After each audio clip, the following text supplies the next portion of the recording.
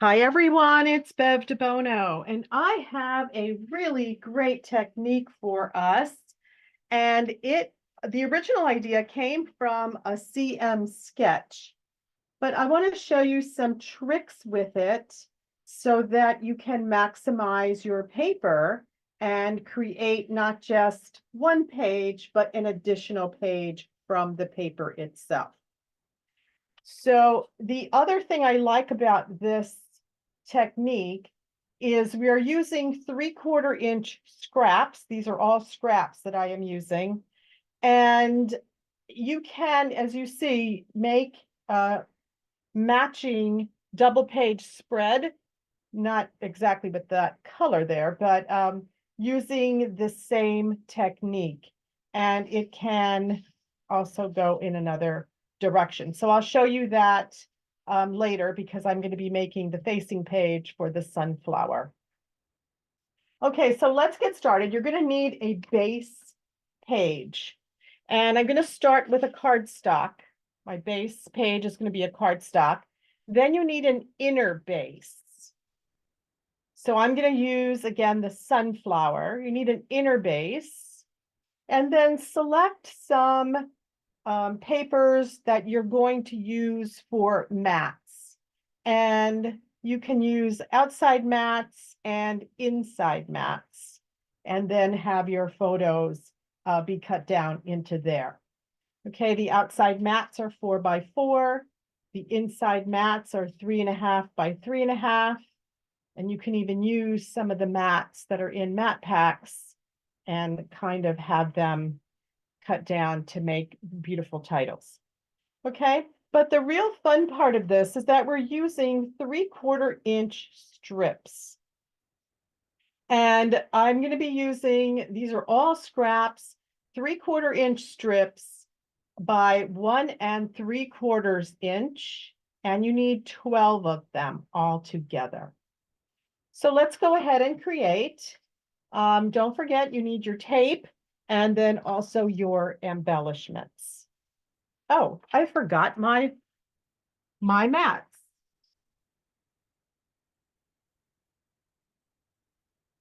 I know I knew my thing looked a little sparse tonight. So here we go. My 13 by 13 mats. Okay, so let's take our outer base that we're not touching. But our inner base, we're going to cut down to 10 by 10. Before you start cutting, though, I really want to show you that instead of just cutting this 2 inches down and 2 inches down, if we make a 1-inch hollow frame out of the inner base, we will get a 10 by 10, but we'll also get a 1-inch frame that we can then use on another page. Okay, so let's do our 1-inch frame first. So we're going to put the 1-inch hollow frame is the fastest one to do. And what we're going to do is we are going to put the edge of our paper on the 1-inch mark on the right-hand side. And the reason we use the right-hand side is because we have a lot more paper to hold on to on the left-hand side. If we put our paper here on the 1-inch mark, by the time you put your arm down, you really don't have a lot of paper to hold on to really stabilize your paper when you're cutting. So that is why for a hollow frame, I prefer to put it on the right-hand side. Now we are not cutting all the way through. We are making a 1-inch hollow frame. So we're going to use our markings on our trimmer housing. The white mark is where the blade actually cuts, and there is a 1-inch difference from the top and from the bottom on the housing unit. So to make a 1-inch hollow frame, we're going to start the top of the housing at the top of the paper. We're not going to go all the way to the top of the trimmer. We're going to start right at the top of the paper. And when we come down to the bottom, we're going to end at the bottom of the paper. We're not cutting all the way through. Now, there is a quick way to really make your hollow frames, to make sure that you don't cut through your hollow frames. And that is by using binder clips to create kind of a fence where your blade will function. So if we're going to set where we want to start to cut, top of the housing, top of the paper, let's put the housing right there at the top of the paper. And I'm going to take just a binder clip and I'm just going to put it right at the top of the housing. Okay, then I'm going to take my housing unit and bring it down and match it up to the bottom of my paper. We're not going all the way through. And I'm going to put the binder clip in the front of the housing. Okay, so essentially what you've done is you've created kind of a fence or just a pathway of where your blade is going to cut. So once you have your binder clips down, it does make it a lot faster. But if you don't have binder clips, I will repeat, top of the housing, top of the paper, press down, bottom of the housing, bottom of the paper. Okay, we are not cutting all the way through. Turn it to the left. Again, insert it on the right, on the number 1 inch on the right hand side, top of the housing, top of the paper, press down, bottom of the housing, bottom of the paper. Turn to the left again. Top of the housing, top of the paper, bottom of the housing, bottom of the paper, turn to the left again. Top of the housing, top of the paper, bottom of the housing, bottom of the paper. Okay, so now what you've done is you have the 10 by 10 inch inside base that you need for our layout. But now what we've done is we've created another piece that you can use on another layout by just putting it on a piece of cardstock. I'm just putting it over so that you can just see. Okay, and that becomes a really quick page as well by just using, if you just use some mats from the sunflower pack, what a very fast page that is for, you know, for the sunflowers. So you've created in a sense an additional page. Okay, but let's get back to our original thought here. And now we're going to take off our binder clips and we're going to use our 3/4 inch strips. And these are all, these 3/4 inch strips are all scraps that I had left over from other classes. And you're going to cut 3/4 inch by 1 3/4, and you need 12 of those. 3/4 inch by 1 3/4, and you need 12 of those. So you can use, definitely you need 2 colors. If you want to use 3 colors, you can. I used 3 colors in this one. You can use 4 colors. Whatever you have that works, as long as they coordinate. So you just want 3/4 by 1 3/4, and we need 12 of those. That one's too small. Like I said, these happen to be, a lot of these happen to be strips that I had, that I had left over. This one has to get evened out just a teens. That I had left over. A lot of times we have 3/4 inch strips, 1/2 inch strips. So it's good to find an idea or a technique that helps you use some of these up. I love to use scraps and make them into very, nice pages. So,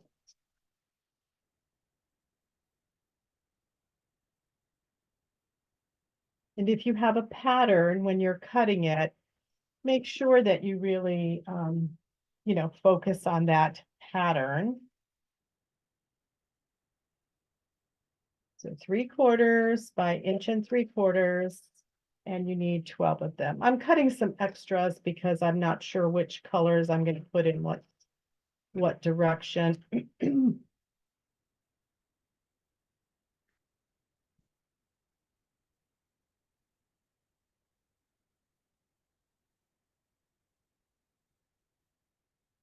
Just so long as you have 12. And then we're going to line them up on our base first before we put our 10 by 10 inside base on that.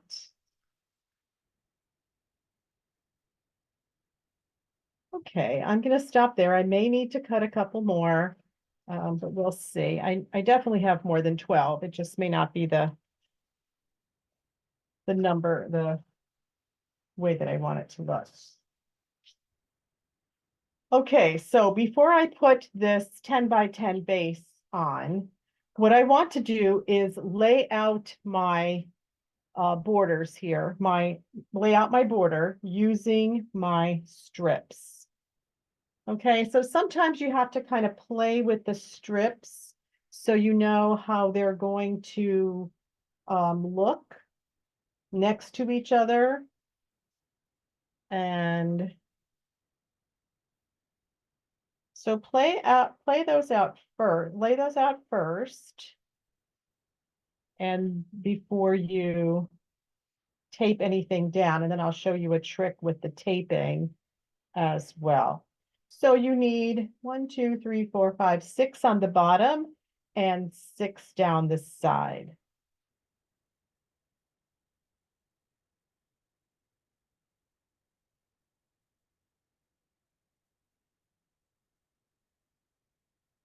So play around with the way you like it.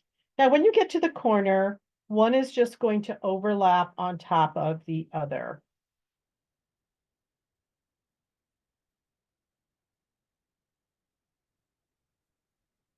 I think this is the way that I want it to go. Yep. Okay, so once you have your strips laid out, then get your repositionable tape and either your wax paper or your silicone mat. And we are going to be taping down, starting with, I'm just using a piece of wax paper here, which is the piece that falls off from all of our sticker strips. So I'm using the wax side.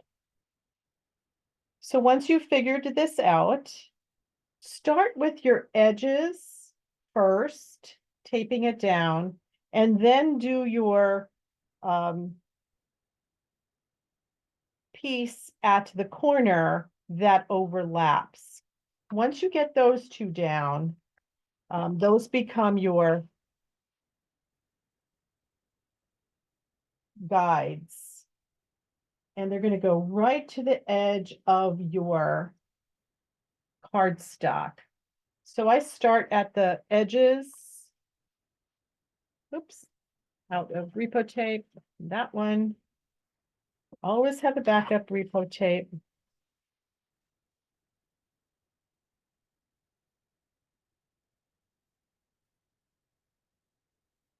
And then do your corner. So the corner just overlaps. It's probably better if you have something a little more tonal than something with a direction. It may be hard to, it might be a little awkward the way that it lays out.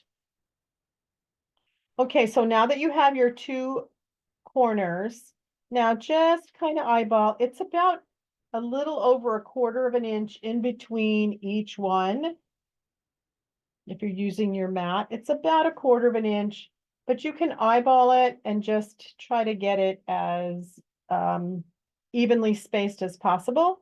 And then I would just take one at a time and tape it onto the border. I'm using repo tape on this so I can go all the way to the edges because this is these are little strips. I don't want it to belly up when I'm sliding it in my album or if I'm using it. I just feel that it's more secure if I can get tape all the way to the edges on both. Okay, and I'm just going to turn this so that I can get a better layout here so that it's facing me.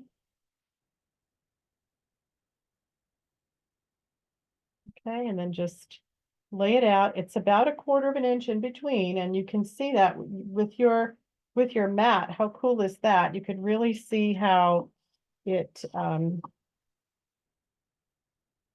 lays out.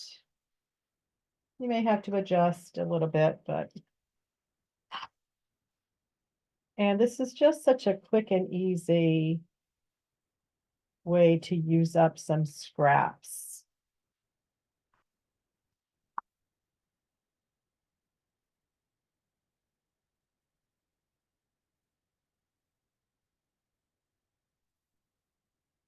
And there you go. So here is the completed border. Okay, how pretty is that? And this is, if I didn't have a title here, you could see that you could have one facing this way, the other one facing that way, so that you have a reverse effect, or you could have both of them going in that direction, or even both of them facing in the middle, or one in the middle and then one going this way. So it's really kind of a fun look. Okay, so I'm going to go back to making a double page spread, a mirror image of this. And now we take our 10 by 10 inner base, the inside that we've cut, and we're just going to put tape on that. And now we're going to just center it right onto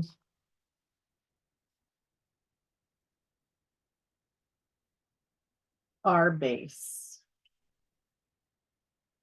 So I'm just going to make sure it's nicely on my 13 by 13 mat.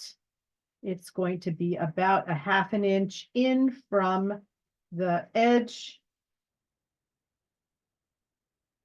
And then just play with it until it's you have it nice and centered. Okay. Now, if you want, you can put mats on here. So I am going to be putting 4 by 4 mats. I'm going to cut a couple more. And if you want, you can then put another mat inside of that, an inner mat. And the inner mat will be 3.5 by 3.5. You don't need an inner mat if you actually are putting 3.5 by 3.5 photos in there. But if you're using a busy pattern like I did with the sunflowers, sometimes your photos might need a mat behind it. And you can see that you could even go a little bit bigger, but then that's going to take away some of your design that you have for the 4 by 4.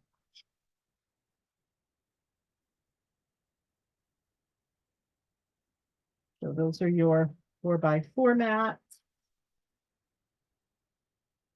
And we're going to then place them centered on your 10 by 10 inside base.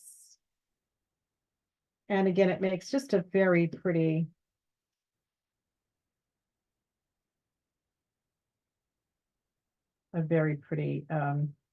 look. Okay, and then if you want to do an inside base, these are 3.5 by 3.5. I mean, an inside mats. Those are 3.5 by 3.5. Or you can just cut your photos 3.5 by 3.5.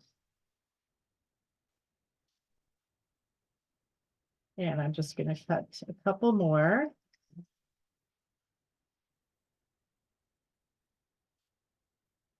And this comes together very, very quickly once you have your, then add some embellishments and your double page spread is done.